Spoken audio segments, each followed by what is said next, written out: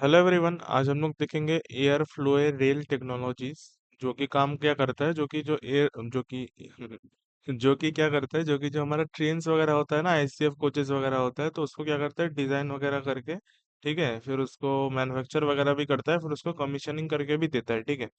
तो ये कंपनी क्या करता है, वही काम करता है। जो उनका रेलवे वाला एक डिवीजन है और एक डिफेंस वाला भी डिवीजन है, तो रेलवे में वो पूरा डिजाइन करके फिर मैन्युफैक्चर करके फिर कमीशन करके देता है। तो फिर वो नॉर्मल रेलवेज में भी है, और तुम्हारा जो मेट्रो वगैरह होता है वो भी मैन्युफैक्चर करता है, डिजाइन करता है और फिर कमीशन करके देता है। और ये कंपनी क्या करता है, अभी डिफेंस वगैरह में भी है, तो उसका भी एक जॉइंट वेंचर हो रहा है किस कंपनी के साथ, मैं दिखाऊंगा। तो वो कंपनी हम लोग देखेंगे क्या कर रहा है, और उनका Q1 का अपडेट हम लोग देखेंगे, Q1 का FY 27 का अपडेट। ये कंपनी जैसे कि एसएमई है, तो इसमें क्या होता है कि पूरा रिजल्ट हर बार आता नहीं है, ठीक है, कोई कंपनी देता है, कोई कंपनी देता नहीं है। तो इसका अपडेट आया, बस रेवेन्यू का अपडेट है, ऑर्डर बुक वगैरह का अपडेट आया, जो गाइडेंस वगैरह दिया है वो भी हम लोग देखेंगे, और फॉरवर्ड कैलकुलेशन भी हम लोग करेंगे। क्या करते हैं, पहले हम लोग थोड़ा सा बिजनेस समझ लेते हैं क्या करते हैं। Airflow is an engineering led manufacturing company, जो कि काम क्या करता है, railways, metros, aerospace and defence पे भी काम करता है, मैंने बताया। ठीक है, फुल सिस्टम इंटीग्रेटेड कैपेबिलिटी है, जहाँ पे लोग डिजाइन करेंगे, मैन्युफैक्चर करेंगे, फिर असेंबल करेंगे, इंस्टॉल करके फिर कमीशनिंग करके देंगे, ठीक है। इंटीरियर्स वगैरह भी ये लोग करते हैं, ठीक है। Railway coaches interiors, metro rail interiors, ठीक है, फिर platform system, coach body structure and composite parts, ठीक है, एरोस्पेस एंड डिफेंस कंपोनेंट्स भी बनाते हैं, मैं दिखाऊंगा। और टर्न की रेल प्रोजेक्ट्स वगैरह है। मेन उन लोग का कस्टमर्स कौन है, Indian railways obviously. ICF coach, MCF coach, RCF coaches वगैरह बनाता है, ठीक है। मेट्रो रेल प्रोजेक्ट्स के लिए भी ये लोग काम करता है, डिफेंस ऑर्गेनाइजेशन भी काम करते हैं, और ये लोग के एक्सपोर्ट वगैरह भी कर रहे हैं। मेनली जो एक श्रीलंका की एक कॉन्ट्रैक्ट वगैरह मिला है उनको श्रीलंका से, so वो भी मैं दिखाऊंगा, ठीक है। सेक्टर टेलमेंट वगैरह सही है। बिजनेस वर्टिकल अभी अगर देखोगे, रेलवे से उनका 72% और एरोस्पेस डिफेंस से उनका 28% आता है, ठीक है। जो कि सही है। डिफेंस में ये लोग क्या करते हैं, मैंने तो दिखाई दिया, रेलवे में coach interiors, doors and windows, seat, berths, ठीक है, मेट्रो रेल सिस्टम वगैरह, वंदे भारत के लिए भी काम करते हैं ये सब, जो ट्रेन वगैरह है। और डिफेंस के लिए ग्राउंड सिमुलेशन जो है, जैसे कि हाँ, ग्राउंड सिमुलेशन करते हैं, प्रिसीजन मशीनरिंग, ठीक है, ऑटोनोमस ड्रोन्स वगैरह भी बनेगा, और एयर डिफेंस सिस्टम के लिए जॉइंट वेंचर वगैरह भी कर रहे हैं, ठीक है। और ट्रेनिंग एयरक्राफ्ट अपॉर्चुनिटीज ये सब काम करेंगे, ठीक है। जो कि सही है। मेनली वो जो जॉइंट वेंचर करेंगे ना, उससे टेक्नोलॉजी वगैरह लेके फिर इधर मैन्युफैक्चरिंग करेंगे, क्योंकि मेनली तो मैन्युफैक्चरिंग कंपनी है, तो हम मैन्युफैक्चरिंग वगैरह करके देंगे, ठीक है। इंडियन रेलवेज और मेट्रो देखो, बिग बैंग बूम सॉल्यूशंस जो है, इनके साथ जॉइंट वेंचर करेंगे, ठीक है।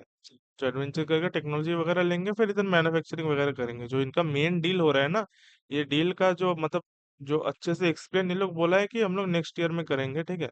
मतलब H1 में ये लोग करेंगे अच्छे से, तो देखते हैं कैसे करके ये लोग और खोलते हैं इसको। अभी तो पहले जॉइंट वेंचर होने दो, उसके बाद, ठीक है। ग्लोबल में क्या है, मैंने बोला ना, श्रीलंका का जो रेलवे कोचेस है उसके लिए भी एक प्रोजेक्ट मिला है, मतलब इंटरनेशनल भी इनको काम वगैरह मिल रहा है, ठीक है। इधर टेक्नोलॉजी ट्रांसफर चल रहा है, discussion with foreign defence companies, ठीक है, उसका ये लोग मैन्युफैक्चरिंग करेंगे, मेनली उनका काम वही है, ठीक है। फाइनेंशियल 26 में कैपेसिटी यूटिलाइजेशन 90% चल रहा है, जो कि सही बात है।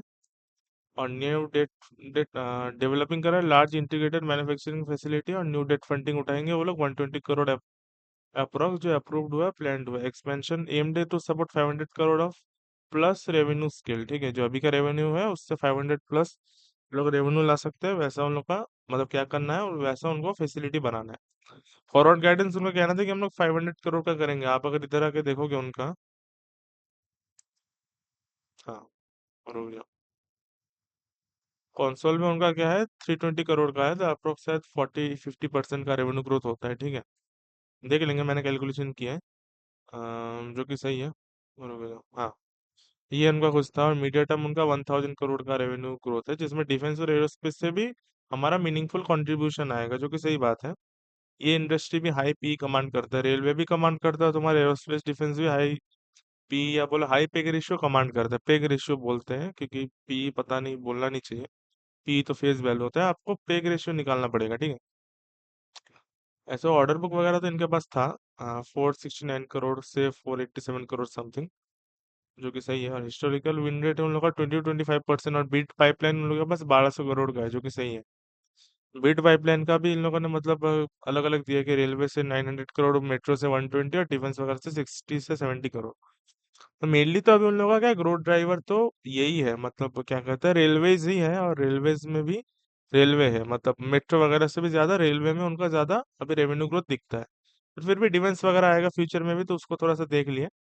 Q1 का अगर हम लोग अपडेट देखें, Q1 में इन लोग का Q1 FY 2027 ऑपरेशनल अपडेट आया, जिसमें उन लोग का Q1 में रेवेन्यू अप्रॉक्स 100 करोड़ में पकड़ सकता हूँ, 100.7 करोड़ का आया है।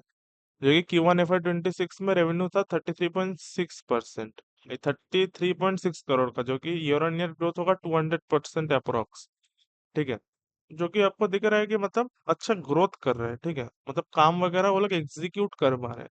ऐसे करके देखो, मैनेजमेंट पॉइंट आउट किया that Q1 is usually the weakest quarter, क्योंकि ऑर्डर बुक वाले कंपनीज का थोड़ा Q1 हल्का ही होता है, ठीक है। Despite that they deliver the highest ever quarterly revenue, जो कि सही है। Execution is expected to move expected to improve further in remaining quarter, जो कि सही है। बिगर देन, हाँ, जो Q1 का FY 2027 में जो रेवेन्यू है 100 करोड़ का, वो क्या है, H1 FY 2026 में जो उनका रेवेन्यू था, हाफ ईयरली H1 में जो रेवेन्यू था 90.5 करोड़ का, उससे भी ज्यादा है। उससे क्या दिख रहा है, काम वगैरह तो इनको मिला ही था, ऑर्डर बुक वगैरह था 400 समथिंग करोड़ का, पर उनका क्या है, एग्जीक्यूट भी कर पा रहे हैं, जो कि सही बात है। एग्जीक्यूशन देखना पड़ेगा। Healthy order book approx 433 crore का है उनके पास, जो कि सही है। 100 करोड़ उन लोगों ने एग्जीक्यूट करने के बाद भी ऑर्डर बुक कितना था, अप्रोक्स 469 समथिंग, 487 ऐसा कुछ था। तो अगर आप देख सकते हो, तो ऑर्डर बुक क्या हुआ है, 100 करोड़ एग्जीक्यूट करने के बाद भी और भी ऑर्डर बुक बिल्ड अप हुआ है, ठीक है, जो कि सही बात है। और active bid line approx 1200 crore का है, जो कि सही बात है। और फाइनेंशियल 27 का गाइडेंस उन लोगों ने कहना है कि जो 500 करोड़ का हमारा रेवेन्यू गाइडेंस था, वो हम लोग लेके चल रहे हैं, ठीक है, अभी तक उसका हटा नहीं दिए, जो कि सही बात है। इतना रेवेन्यू करने के बाद भी अगर उसको गाइडेंस मीट नहीं कर पाओगे तो कैसे होगा। और बिग बैंग बूम सॉल्यूशंस जो है, उसके साथ joint venture, proposed joint venture with ये कंपनी के साथ is progressed as plan and is expect to be formally announced soon, ठीक है। तो वो लोग अनाउंस करेंगे, तब देखेंगे क्या होता है, ठीक है। तब अनाउंस करेंगे, तब अच्छे से और पता चलेगा कि ये लोगों का क्या है, क्या क्या अच्छे से काम करेंगे, और पूरा डिटेल्स में वो लोग तब बताएंगे, जो कि सही है। मैं फॉरवर्ड कैलकुलेशन तो करूँ, मैंने क्या किया था, अ, पिछला बार का छोड़ दो, मैंने क्या किया था, 480 to 500 करोड़ का रेवेन्यू पकड़ा था जब H2 का रिजल्ट आया था तब। ठीक है, जैसे जैसे मेरे को कॉन्फिडेंस आएगा कंपनी में, उसके बाद ना मैं पहले तो मैं कंजर्वेटिव ही लूंगा ना, जैसे जैसे मेरे को दिखेगा कि अच्छा चल रहा है, तो ठीक है, मैं गाइडेंस वगैरह में अपना कैलकुलेशन वगैरह इंप्रूव कर दूंगा, उसका कोई इशू नहीं है। ठीक है। तो मैं क्या करता हूँ, फाइनेंशियल 27 के लिए बना रहा हूँ Q1 FY 2027 में। उसके बाद रेवेन्यू बनता है 500 से 550 करोड़ का रेवेन्यू मैंने लिया है, ठीक है, जो कि 56% से 71% का होता है, जो कि सही बात है। मेरे को लगता है 500 करोड़ ये लोग क्रॉस कर देंगे, जिस हिसाब से Q1 का स्टार्ट किया है, ऑर्डर वगैरह भी मिल रहा है और एग्जीक्यूट भी कर पा रहे हैं, तो मेरे को लगता है 500 करोड़ ये लोग एक्सीड कर सकते हैं, ठीक है।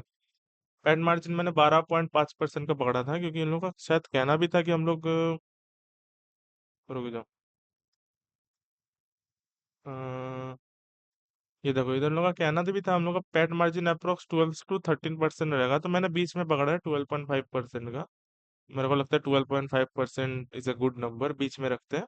तो उसके हिसाब से पैड बनता है 62.5 से 68.75 करोड़, 62 से 68 करोड़, जो कि पैड ग्रोथ होता है अप्रोक्स 60 से 76% का, ठीक है, जो कि डिसेंट है। आप अगर देखो करंट भी 21.9 है, मैंने जब कैलकुलेट किया था 21.9 था, अभी तो शायद थोड़ा सा गिर ही गया है, 19.3 हो गया, ठीक है, तो कोई बात नहीं, और कंजर्वेटिव हो जाएगा, ठीक है, कोई इशू नहीं है। करंट भी मैंने पकड़ा है 21.9 का, तो उसके हिसाब से पिक बनता है 0.35 से 0.28, जो कि मेरे को मतलब सही लगता है। अगर ये लोग अच्छे से एग्जीक्यूट वगैरह करें year on year, quarter on quarter, तो सही है। वैल्यूएशन मेरे को जस्टिफाइड लगता है, मतलब वैल्यूएशन मेरे को सस्ता लगता है, ठीक है, वैल्यूएबल लगता है, ये मैं बोल सकता, सस्ता नहीं, वैल्यूएबल लगता है मेरे को, कि अभी भी वैल्यू बचा हुआ है इसमें, ठीक है। एक के नीचे है ना, ऐसे समझो आप, फॉरवर्ड बेसिस में। और फॉरवर्ड पी क्या है, 12.7 से 12.7 से 12.46, जो कि सही है। फॉरवर्ड पी भी मेरे को ठीक ठाक लगता है, क्योंकि 60-70% से कोई कंपनी अगर ग्रोथ करेगा अपना बॉटम लाइन को, ठीक है, और वो कंपनी रेलवेज में है, मेट्रो में है, फिर तुम्हारा डिफेंस वगैरह में भी है, तो वैल्यूएशन तो इसको ऐसे भी आगे ज्यादा ही मिलेगा। तो देखते कैसे एग्जीक्यूट करते हैं, एग्जीक्यूशन देखना पड़ेगा, ठीक है। ये क्या Q1 का अपडेट आया था, ठीक है, तो अपडेट तो मेरे को सही लगा है, बिजनेस वगैरह भी सही है। ठीक है। तो अभी के लिए तो क्या था, अभी के लिए तो ये कंपनी के लिए इतना ही था, ठीक है। Thank you for watching.